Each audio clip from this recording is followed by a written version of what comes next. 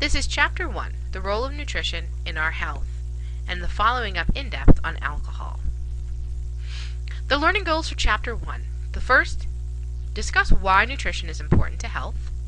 Number 2, identify and describe the 6 classes of essential nutrients. Number 3, identify the dietary reference intakes, or DRIs, for nutrients. 4, describe the 4 steps of the scientific method. 5, evaluate reliability of sources of information. You will also be asked to employ critical thinking skills and demonstrate quantitative skills needed to succeed in nutrition. So the first question that we should ask in studying nutrition is, what is nutrition? Now, you may have heard different uses for this term, but nutrition is basically the study of food, including how food nourishes our bodies and how food influences our health. Now, this is a relatively new discipline of science, and overall what nutrition does is it's going to focus on supporting wellness and preventing and treating chronic illness. In terms of what is considered nutrition in this study of food, nutrition can include the following things: the consumption of food, the study of how we digest the food, how we take the nutrients and actually bring them into our bodies, how it is absorbed. Metabolism is how we use those nutrients in our body processes. Storage is what do we do with the extra nutrients that we've taken in. And then finally, excretion is how do we rid ourselves of those nutrients and those products of nutrient metabolism that we no longer need. So these are some of the different topics that we'll be covering throughout this year or this semester. Now, nutrition also looks at the other aspects of food besides what happens in our body. Part of it is psychological. Food and consumption of food in humans is not solely for nutrition, is not solely for eating because we need to eat. There are a lot of psychological factors that are at play. We're also going to talk a bit about food safety, what things allow us to consume food safely, purchase food safely, and prepare food safely. Another large item that we will discuss is global food supply. Now, here in the United States, we have a very kind of narrow view of what food is and food availability. We can basically walk into any grocery store and buy nearly any food, and that's not the case in the world. All right, so we will take a look at that later on in the semester, and also some of the cultural aspects of food. Right? As we have just come out of the holiday season, many of holiday emotions are actually linked to food, so that's one of the things that we'll talk about as well. Now, nutrition is important because nutrition is going to help contribute to wellness. Now, in its simplest sense, wellness is the absence of disease. However, wellness is much more complex than that. Wellness, the term wellness, really includes both the physical sense of things, the absence of disease, but also the emotional health, emotional wellness, social wellness, occupational, and spiritual health, right? So all of these things are going to be part of wellness. Now, we'll focus on 2 critical components of wellness, which are nutrition, but also with nutrition we'll talk about physical activity and how these 2 components help to feed into wellness. Now, this is just a nice little visual in order to represent some of the different components of wellness. So we say wellness is multidimensional. We have our physical health, right? That's where we'll be focusing on with nutrition and physical activity. Now, spiritual health, emotional health, social health, and occupational health, these are all very important components of wellness, and we will touch on these topics, but we will really be focusing on the physical health aspect with nutrition and physical activity. Now, one of the reasons that nutrition is important is nutrition can help to prevent disease. Now, it can do this directly because there are certain diseases that are nutrient deficiency diseases. Okay? Things like scurvy, goiter, and rickets. Now, we're going to talk about those more in depth, but these are diseases and their cause is due to the lack of a particular nutrient. There's also some diseases that are influenced by nutrition. These are things like chronic diseases such as heart disease, right? So these would also be said to have a strong nutritional component. So things like type 2 diabetes, heart disease, blood pressure, and obesity. Now, there are some diseases in which nutrition plays a role, but it's a much smaller role Right, so these would be things like osteoporosis, osteoarthritis, and some forms of cancer. So you can imagine there are 3 different levels down here. This is where we have diseases that are really linked to either deficiencies or even toxicities of a particular nutrient, diseases with a strong nutritional component, and then diseases in which nutrition plays just some role. Now, poor nutrition in general is associated with disease. The difference is, this shows us whenever we're looking at any figures like this, you should first take a look at what you see on the axis. So over here we have the number of deaths in the thousands. Right? These are listing up this way different disorders. Okay. And we are looking at things like diseases of the heart, cancer, and stroke. These all have some role with nutrition. And as we walk down or move down the list, we see that we have less and less numbers of deaths. Okay.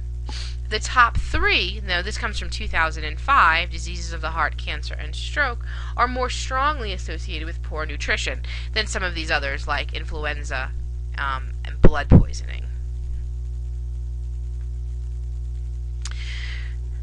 Now, one of the large issues that comes out of nutrition is the idea of obesity. Okay? Obesity is a growing problem in the United States if we compare from 1994 to 2008, showing a state-by-state breakdown. Okay? The obesity rates were between 10 and 14% and 15 to 19% in this kind of tan color and very, very pale pink color, shown in 1994. And now if we jump ahead to 2008, we see that there are several states that have rates of obesity greater than 30% of the population, and some in the 25 to 29%. And in fact, nearly all of the states shown have seen an increase in general obesity.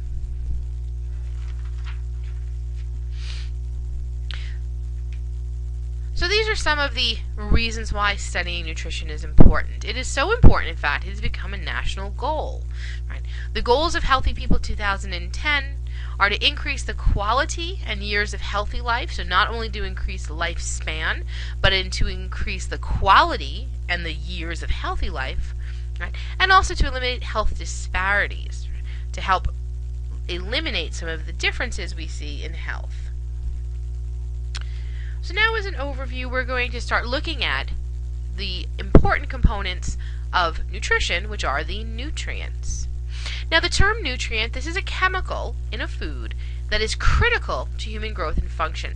Now when you see the term chemical, many people see chemical and don't realize that pretty much everything that makes up us are made of chemicals. Right? So let's talk about these 6 main groups of essential nutrients.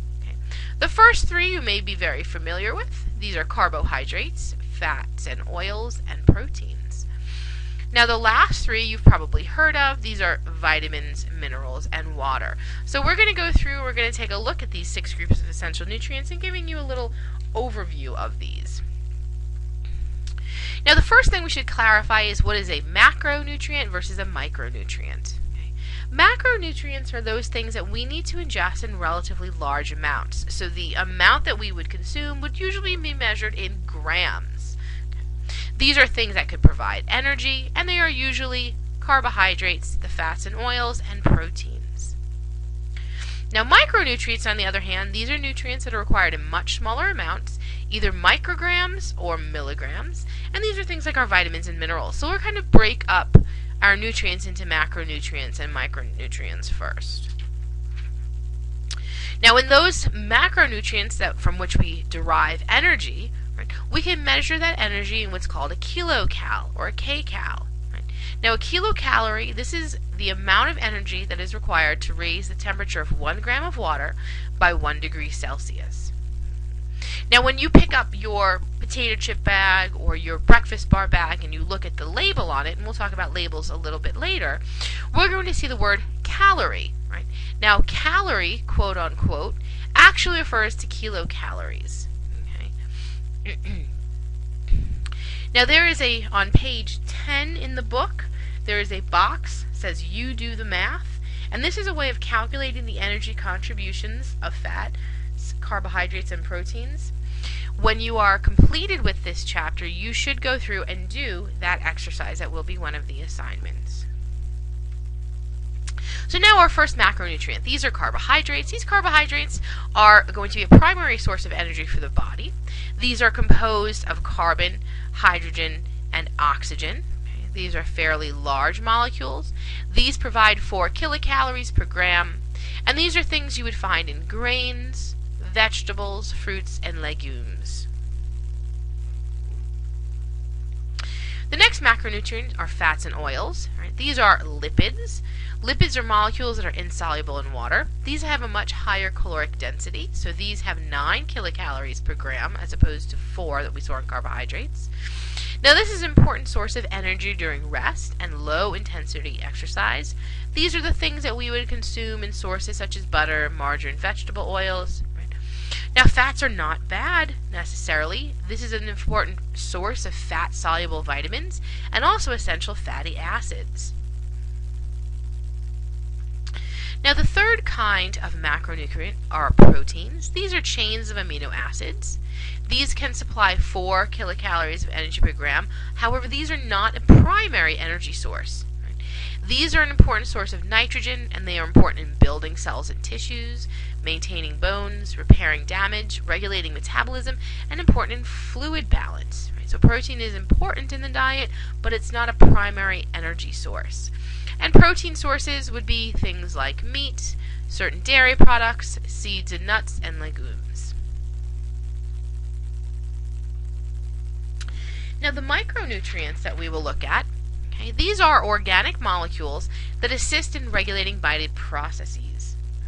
Now these do not supply energy, and there are 2 main classes. We have our fat-soluble vitamins and our water-soluble vitamins. The fat-soluble vitamins, these are A, D, E, and K. These dissolve easily in fats and oils, and because of that, they can be stored in the body, specifically in the adipose or fat tissue of the body. That means that you can have toxicity occurring with too much of vitamin A, D, E, or K. We can have toxicity, a buildup to a toxic or damaging level. Now water-soluble vitamins, this would be vitamin C and the B vitamins. There is a slew of B vitamins. These remain dissolved in water. So if there's too much of these in the body, they do not get stored. Rather, they get eliminated from the body in our urine, and they are eliminated through the kidneys. So there is less chance of toxicity with these water-soluble vitamins. Now the other type of micronutrient we'll talk about are minerals. These are inorganic substances required for body processes. These include sodium, calcium, iron, potassium, and magnesium.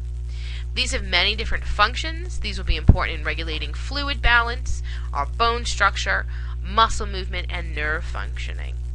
For example, muscle movement and nerve functioning are dependent on sodium ions and potassium ions.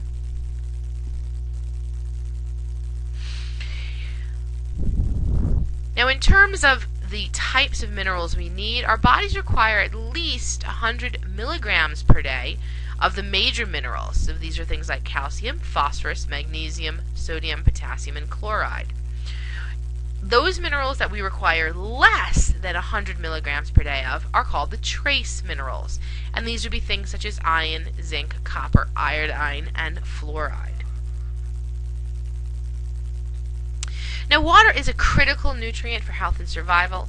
Water is involved in many processes, far too many to actually name here. So we have fluid balances and nerve impulses, muscle contraction, nutrient transport, removal of waste, chemical reactions. If there's a body process that you can think of, water likely has a role that is played in it.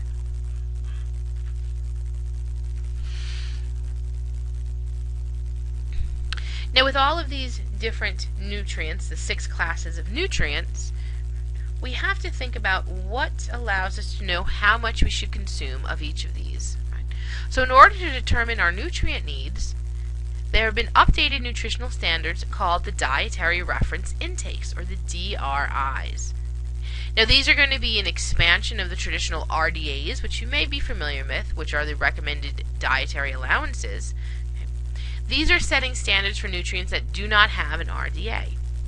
Now, if you would please take some time to look at the DRI determination activity, either in the Mastering Nutrition, in either the Mastering Nutrition section, or it's also posted on Blackboard. Okay? This will explain in depth some more information about the dietary reference intakes. Briefly, though, the dietary reference index are going to identify how much nutrient is needed to prevent disease in healthy people, how much may reduce the risk of a chronic disease, and what are the upper level of safety for nutrients. Now, these are all based upon average healthy people. Now, there are four main parts within the dietary reference intakes. Right? There is the EAR, the estimated average requirement. There is the RDA, or the recommended dietary allowance. There is the adequate intake, the AI, and then the tolerable upper intake level, right, or the UL, the upper level. Now that's for most nutrients. For the energy and macronutrients, we'll see there are two other parts that we will look at separately that are the EER, or the estimated energy requirement, and the AMDR, the acceptable macronutrient distribution range. Right? So this is a really nice, very brief visual for you to remember this kind of complex set of intakes.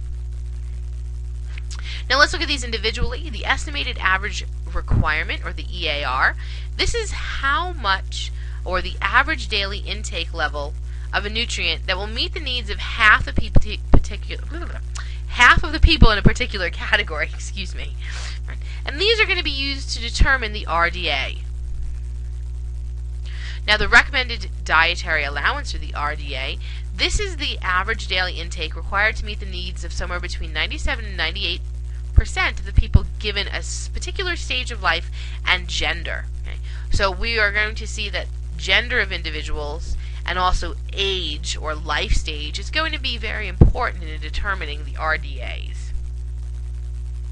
Now, the adequate intake.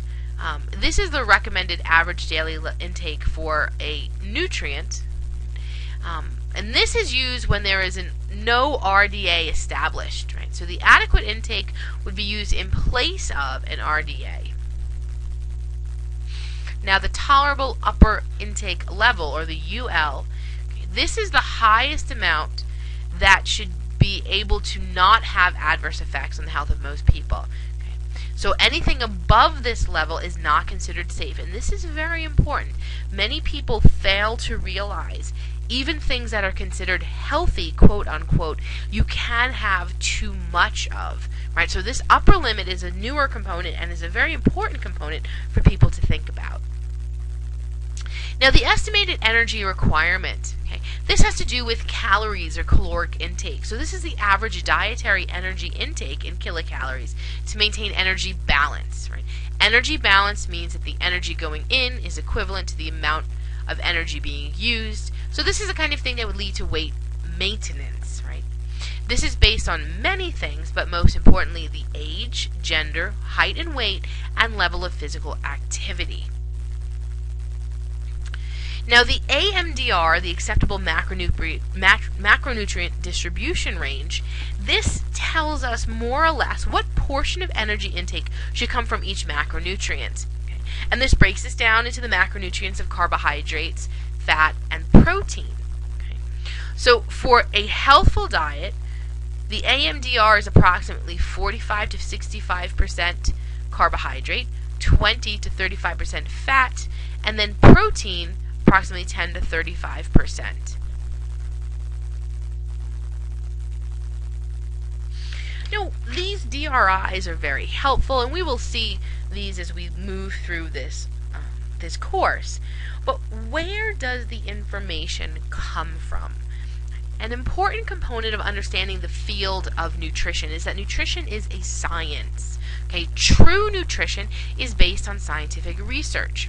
So in order to really decide if something that you are reading or seeing is scientifically acceptable, you need to have a basic understanding of the scientific method. Okay? So the basic steps involved in the scientific method are to do this. First, that there is an observation, right? Some description of a phenomenon. Right? Then, based upon that, there is a hypothesis. Right? A hypothesis is sometimes referred to as a research question. For example, you could have a hypothesis that would say adults over 65 with high blood pressure who begin and maintain a program of 45 minutes of aerobic exercise daily will experience a decrease in blood pressure. Right? Now, this is something that is testable. Right? Based upon that hypothesis, which I did take word for word from the textbook, so if you're following along with the textbook, you can follow along with this. Okay? Based upon this, your hypothesis is written in a way that you can design an experiment, collect data, and analyze the data, and then you can interpret that data to either support your hypothesis or reject it. Okay. So the idea that a research question, it actually shouldn't necessarily be phrased in a question, but rather more of a statement that this is my hypothesis, this is what I will test. Now, we really won't be doing a lot of hypothesis testing in this class, but whenever you are looking at nutrition research or thinking about nutrition research, you should bear that in mind. Now, in order to test a hypothesis, an experiment is usually necessary, and there are different kinds of experiments depending on the type of methodology. Right? But whatever the type of experiment, that experiment is designed to collect data. And that data then can be important in interpreting, once you interpret the data, in generalizing the findings and then developing a theory. Now, I want everyone to understand that the term hypothesis and theory are two different things. Okay? A theory is something that is an explanation based upon evidence. Okay? A theory is not the same thing as a hypothesis. A hypothesis is a statement which you will test. A theory comes out of a test and is more like an answer or an explanation. Now, if we take a look at this kind of run through, here is our observation. Okay. The hypothesis would be, again, let's go with the hypothesis that was given originally in the book, which had to do with adults over 65 with high blood pressure who began and maintained a program of exercise would experience a decrease in blood pressure. An experiment can be designed around that. And we'll talk about some of the different kinds of experiments, but let's say that the experiment had observations. This would be the data. The data then supported the hypothesis. Okay. That experiment should then be repeated. If there is enough repeating, then we would accept that hypothesis, which would then lead to a theory. Now, if the data did not support the hypothesis, you would either flat out reject the hypothesis, but usually the hypothesis would be modified and then retested with a new modified hypothesis. So this is the basic paradigm that we see in nutrition research. Now, the different kinds of research models, right? We have epidemiological studies, model systems, human studies, both case controls and clinical trials, and then animal studies. Now, each of these has advantages and disadvantages, so let's take a look at a few of these. Okay. When we look at an epidemiological study, these would be considered observational studies. So these would be assessing habits, trends, or phenomena of a large population. So these could basically give us correlational type data. So if there was a study that was done that found that blood pressure values of physically active older adults were lower than those of inactive adults, okay, that would show that there may be a relationship between activity and blood pressure. Right? But it is not causative, it doesn't show cause. So further studies would be necessary. Okay? Model system studies, model systems use an organism other than humans to study because frankly, humans are not very good experimental models because we can't control for lots of differences. We can't get lots of humans to volunteer to do experiments. Okay, so oftentimes we use animal models, right? And this is where we see the importance in terms of both nutritional and medical research of animal studies. Now, human studies, there are two main kinds. One are called case control studies. The other are called clinical trials. Now, in case control studies, This is a kind of branch or a specific kind of epidemiological study, but it's using a much smaller cohort or a much smaller scale.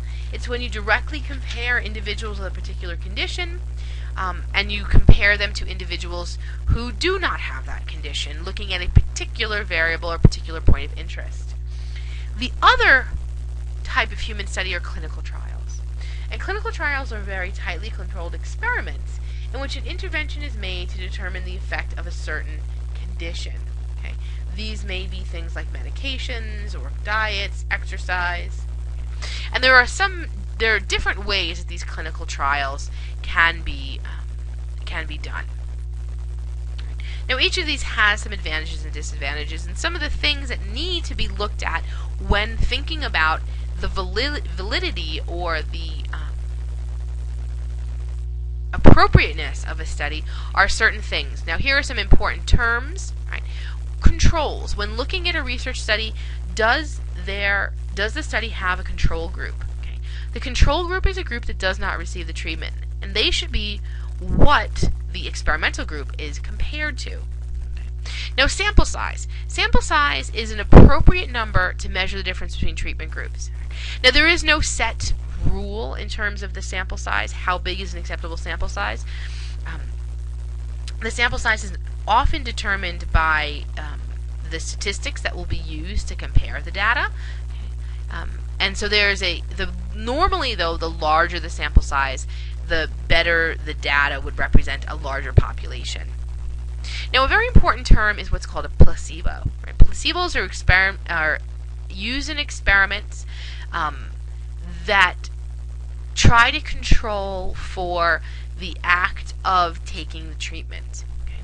For example, if you were doing an experiment and you were comparing the effect of a drug on two different groups, okay, you wouldn't want those groups, especially if you're talking about humans, you wouldn't want those groups to know which group was receiving the treatment and which wasn't. So you may give the group that is not receiving the treatment a placebo. This would be an inert substance that would look similar and taste similar to the actual treatment.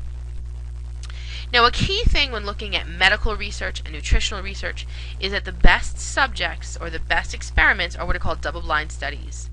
And in a double-blind study, neither the subjects nor the researcher know who is in the placebo group nor who is in the treatment group. This is important because individuals who are taking data have biases. And it's not necessarily that anyone would lie or that things are done with malice, but knowing in advance or knowing a priori who is the treatment group and who is the placebo group could lead to issues. So the best kinds of clinical trials are double-blind studies in which neither the subjects nor the researcher knows who the treatment group or the placebo group is. Now, this becomes really important because you cannot turn on the news or go on the internet or open a magazine without seeing some sort of media report having to do with nutrition. Okay? So one of the things that you should do, and this will be part of one of our discussion boards, is how do we determine the scientific validity of a media report?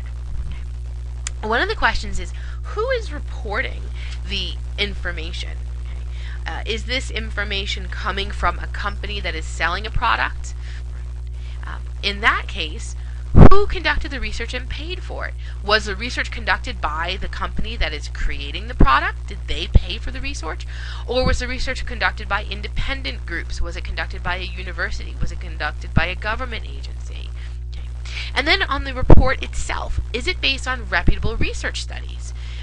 Are there control and experimental groups? Is there a large enough sample size to rule out just chance variation? Okay. Was there a placebo? Was it administered effectively? Was it a double-blind study? Now, in many media reports, you'll see simply a blurb, a few sentences long, that says, this new nutrient or this nutrient has been shown to help cure cancer. Right? With none of this information. A responsible consumer, then, should try and find this information. Is the report based solely on testimonials? Right? And do the claims seem to be too good to be true? Anytime something seems to be too good to be true, it's likely not true. Now, in terms of science, prior to publication in reputable scientific journals, articles undergo what's called peer review. Right? Peer review is a very complex process in which a scientific paper is sent out to other scientists blindly, right, who have no connection to the paper being reviewed or to the study being reviewed. They then review the scientific validity using those previous things that I talked about to decide whether or not that this is able to be published. There's no fees involved, there's no paying involved, there's no bribery involved. Right? So this is a very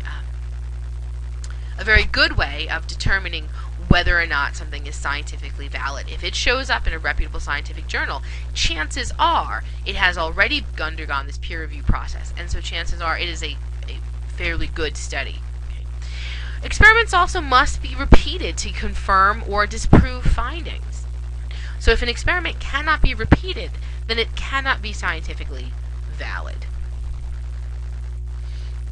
Now this is an important for consumers and for people who are going to be studying nutrition. This is an important concept to understand.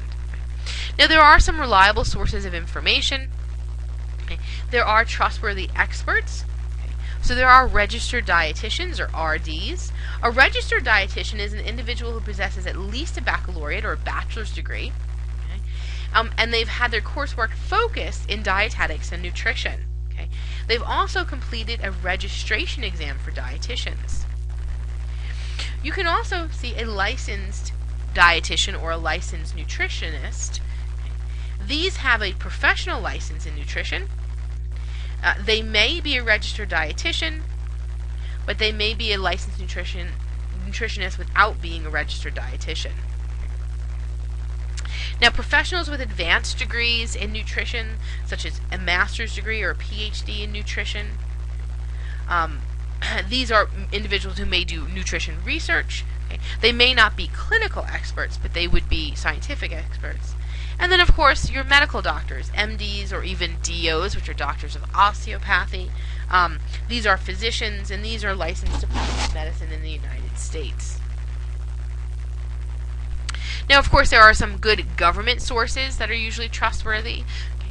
We have the CDC, or the Centers for Disease Control and Prevention. Okay. And these are going to be this is going to be one of the main government sources. The CDC is a very good source for information on things leading to disease and having to do with disease. Okay. There's also the NIH, or the National Institutes of Health. And these would focus on specific initiatives having to do with health, including cancer, heart and lung and blood diseases, diabetes, and alternative medicines. If you are curious as to